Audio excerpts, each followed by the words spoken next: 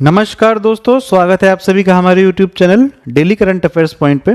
दोस्तों आज है 3 सितंबर, तो आज हम लोग 3 सितंबर से रिलेटेड करंट अफेयर्स पढ़ेंगे। और दोस्तों वीडियो के अंत में 5 वन लाइनर क्वेश्चन भी होंगे जो कि इम्पोर्टेंट होंगे।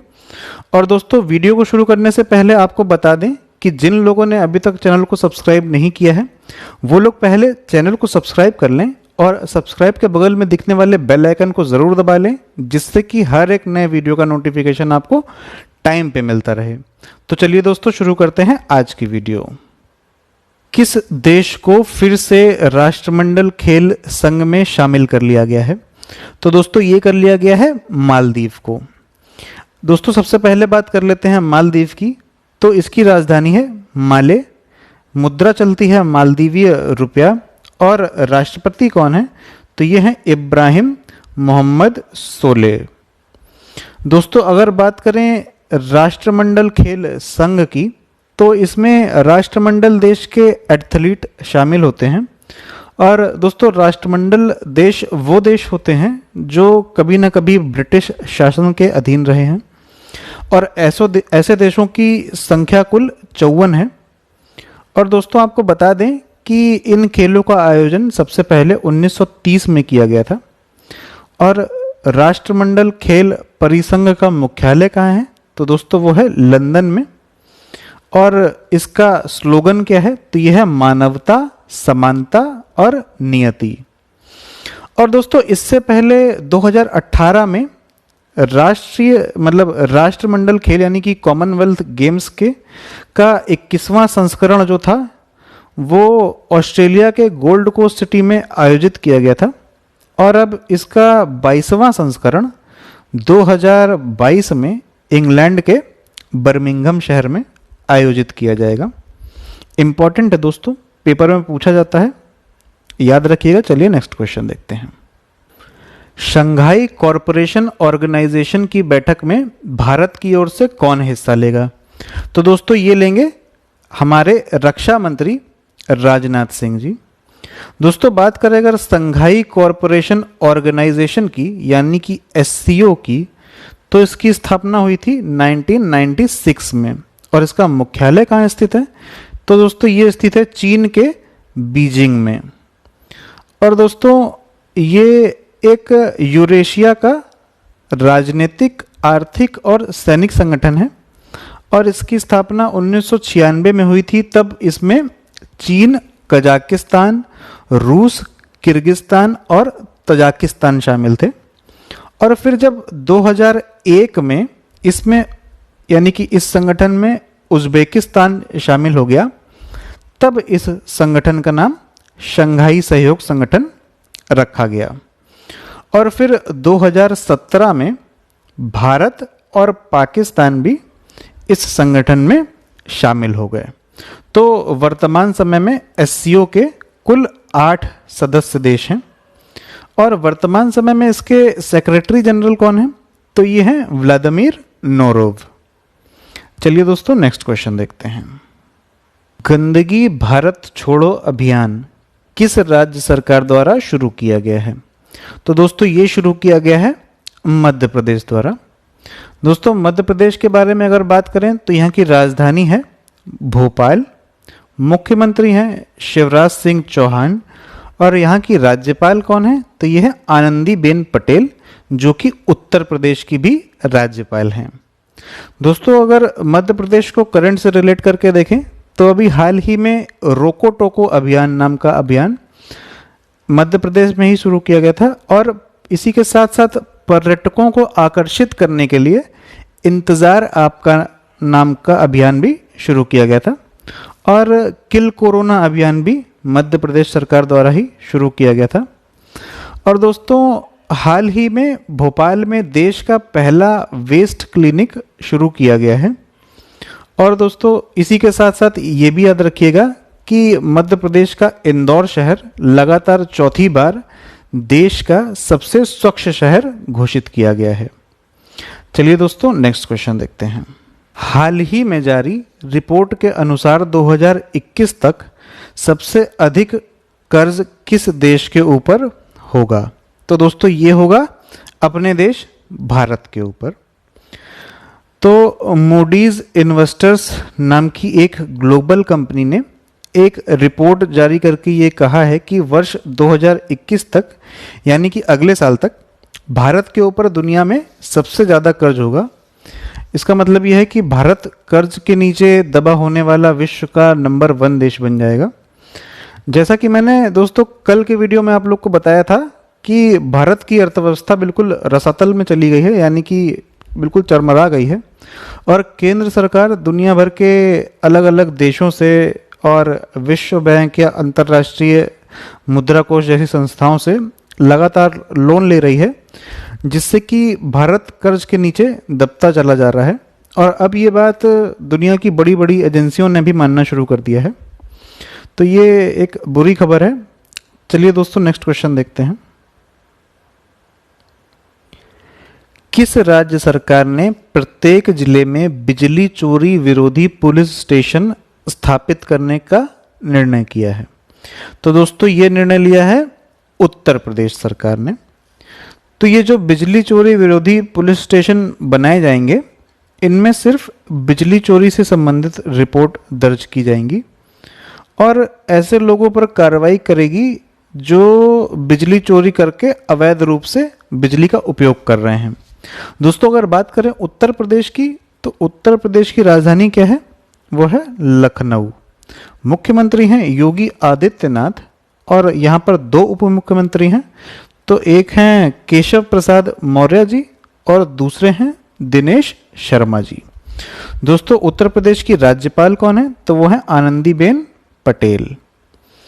और दोस्तों हाल ही में उत्तर प्रदेश सरकार ने एनआरआई यूनिफाइड पोर्टल लॉन्च किया है और हाल ही में यहाँ पे एक बाल श्रमिक विद्या योजना शुरू की गई है, जो कि उन बच्चों के लिए शुरू की गई है जो छोटी दुकानों पे या कारखानों में या ढाबे पे काम करते हैं। उन्हें शिक्षित करने के लिए इस योजना का शुभारंभ किया गया है। और इसी के साथ साथ प्रवासी राहत मित्र ऐप भी लॉन्च की गई है उन प्रवासी मजदूरों के लिए जो दूसरे राज्यों से इस कोरोना काल में अपने राज्य में वापस आए हैं। तो दोस्तों याद रखिएगा। चलिए नेक्स्ट क्वेश्चन देखते हैं। हाल ही में जारी ग्लोबल इनोवेशन इंडेक्स 2020 में कौन सा देश टॉप पर रहा है? तो दोस्तों ये रहा है स्विट्जरलैंड। और दोस्तों इस रैंकिंग में भारत की पोजीशन क्या रही है? तो वो रही है 48th, यानी कि 48वीं। दोस्तों एग्जाम में 2 ही तरह के क्वेश्चन पूछे जाते हैं। या तो ये पूछा जाता है कि इस इंडेक्स में टॉप किसने किया है, या तो ये पूछा जाता है कि भारत की रैंकिंग क्या है।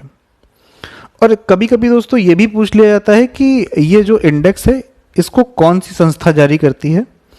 तो ग्लोबल इनोवेशन इंडेक्स को जारी करती है विश्व बौद्धिक संपदा संगठन, यानी कि वर्ल्ड इंटेलेक्चुअल प्रॉपर्टी ऑर्गेनाइजेशन। और दोस्तों भारत की जो रैंक 48 है, ये इस बार 4 स्थान सुधर गई है, क्योंकि सन 2019 में जो रैंकिंग थी उसमें भारत का स्थान था 52वां, जो कि अब 4 रैंक सुधर गया है। दोस्तों बात करें अगर स्विट्जरलैंड की, तो यहाँ की राजधानी क्या है? तो ये है बर्न, मुद्रा चलती है स्विस फ्रैंक, और यहाँ के राष्ट्रपति कौन है दोस्तों? तो ये हैं सिमोनेटा सोमरुगा। दोस्तों स्विट्जरलैंड में दुनिया की बड़ी बड़ी संस्थाओं के हेडक्वार्टर भी स्थित हैं। तो आइए जान लेते हैं कौन से मेन हेडक्वार्टर हैं। तो स्विट्जरलैंड के जिनेवा में World Trade Organisation, World Health Organisation और International Labour Organisation, World Economic Forum और International Committee of Red Cross, ये कुछ मुख्य हेडक्वार्टर्स हैं जो स्विट्जरलैंड के जिनेवा में स्थित हैं। तो दोस्तों इनको भी याद रखिएगा, एग्जाम में बहुत बार पूछे गए हैं, दोबारा पूछे जा सकते हैं। चलिए नेक्स्ट क्वेश्चन देखते हैं। हाल ही में किस हवाई अड्डे ने CII GBC national energy leader award जीता है? तो दोस्तों ये जीता है हैदराबाद एयरपोर्ट ने। सबसे पहले जान लेते हैं कि CII-GBC क्या है। तो ये है confederation of Indian industry green business centre. तो दोस्तों ये जीत लिया है हैदराबाद एयरपोर्ट ने। और इस हैदराबाद एयरपोर्ट का ऑफिशियल नेम क्या है? तो दोस्तों ये है राजीव गांधी इंटरनेशनल एयरपोर्ट। और दोस्तों अभी हाल ही में ये राजीव गांधी इंटरनेशनल एयरपोर्ट देश का पहला ऐसा एयरपोर्ट बन गया है जहां पर कॉन्टैक्टलेस ई पार्किंग की सुविधा दी गई है। चलिए दोस्तों नेक्स्ट क्वेश्चन देखते हैं। हाल ही में एक भारत श्रेष्ठ भारत कार्यक्रम के तहत उत्तराखंड को किस राज्य से जोड़ा गया है? तो दोस्तों ये जोड़ा गया है कर्नाटक से। तो दोस्तों जैसा कि आप लोगों ने पहले पढ़ा होगा कि उत्तराखंड से चिपको आंदोलन की शुरुआत की गई थी और इसी आंदोलन से प्रभावित होकर कर्नाटक के उत्तरी कन्नड़ जिले में अप्पिको आंदोलन की शुरुआत भी की गई थी। तो इसी के तहत उत्तराखंड और कर्नाटक को एक भारत श्रेष्ठ भारत के तहत जोड़ा गया है। दोस्तों बात करें अगर कर्नाटक की, तो यहाँ की राजधानी क्या है? वो है बेंगलोर और मुख्यमंत्री हैं BS येदुरप्पा और राज्यपाल कौन है? तो वो हैं वजुभाई वाला। और दोस्तों अगर बात करें उत्तराखंड की, तो यहाँ के मुख्यमंत्री हैं त्रिवेंद्र सिंह रावत और राजधानी है देहरादून। और यहाँ की राज्यपाल कौन है? तो ये है बेबी रानी सिंह मौर्य। और दोस्तों अभी हाल ही में गैरसैंड को, जो कि चमोली में एक जगह है गैरसैंड, उसको देहरादून उत्तराखंड की ग्रीष्मकालीन राजधानी बना दिया गया है। ये एक बहुत इंपॉर्टेंट क्वेश्चन है दोस्तों, पूछा जा सकता है, याद रखिएगा। चलिए नेक्स्ट क्वेश्चन देखते हैं। हाल ही में किसने पृथ्वी अवलोकन उपग्रह यानी कि अर्थ ऑब्जर्वेशन सैटेलाइट लॉन्च किया है? तो दोस्तों ये लॉन्च किया है स्पेसएक्स ने। और दोस्तों ये जो सैटेलाइट है ये अर्जेंटीना का है और इसी को लॉन्च किया है अमेरिका की एक निजी एरोस्पेस कंपनी स्पेसएक्स ने। दोस्तों अगर बात करें स्पेसएक्स की, तो इसकी स्थापना कब हुई थी? तो ये हुई थी 6 मई 2002 में और इसका हेडक्वार्टर है हैथॉन कैलिफोर्निया में। और इसके संस्थापक कौन है दोस्तों? तो ये हैं एलन मस्क। और दोस्तों जो ये एलन मस्क हैं ये अभी हाल ही में दुनिया के तीसरे सबसे अमीर आदमी बन गए हैं। चलिए दोस्तों नेक्स्ट क्वेश्चन देखते हैं। भारत और रूस के बीच इंद्र नामक युद्धाभ्यास कहाँ आयोजित किया जाएगा? तो दोस्तों ये किया जाएगा बंगाल की खाड़ी में। और इससे पहले ये जो अभ्यास है ये रशिया में होना तय था, लेकिन अब ये बंगाल की खाड़ी में होगा। और दोस्तों अगर बात करें हम रूस की, तो रूस की राजधानी है मॉस्को और यहाँ पर मुद्रा चलती है रशियन रूबल। और यहाँ के राष्ट्रपति कौन है? तो ये हैं व्लादिमीर पुतिन और प्रधानमंत्री हैं मिखाइल मिशुस्टिन। चलिए दोस्तों अब हम लोग देख लेते हैं वन लाइनर्स। कौन सी ऊर्जा कंपनी क्षमता के मामले में दुनिया की सबसे बड़ी कंपनी बन गई है? तो दोस्तों ये बन गई है अडानी। अडानी आपने सुना ही होगा, गौतम अडानी जी की कंपनी है। दूसरा क्वेश्चन है किस बैंक ने होम उत्सव की शुरुआत की है? तो दोस्तों ये की है ICICI बैंक ने। और तीसरा क्वेश्चन है नागरिक उड्डयन सुरक्षा ब्यूरो की पहली महिला उपनिदेशक कौन बन गई हैं? तो दोस्तों ये बन गई हैं उषा पांडे जी। दोस्तों इंपॉर्टेंट है क्योंकि पहली महिला यहाँ पर लिखा हुआ है। ऐसे क्वेश्चन इंपॉर्टेंट होते हैं, अक्सर पेपर में पूछे जाते हैं। चौथा क्वेश्चन है the big thoughts of little love नामक पुस्तक किसने लिखी है? तो ये दोस्तों ये लिखी है करण जौहर ने। इनको तो आप जानते ही होंगे। चलिए नेक्स्ट क्वेश्चन देखते हैं। लास्ट क्वेश्चन है भारत में किस वर्ष तक 100 मिलियन टन कोयले के गैसीकरण का लक्ष्य रखा गया है? तो दोस्तों ये रखा गया है सन 2030 तक। दोस्तों अगर आज का वीडियो आपको पसंद आया हो तो वीडियो को लाइक करिएगा, कमेंट करके ज़रूर बताइएगा कि कैसा लगा आपका वीडियो।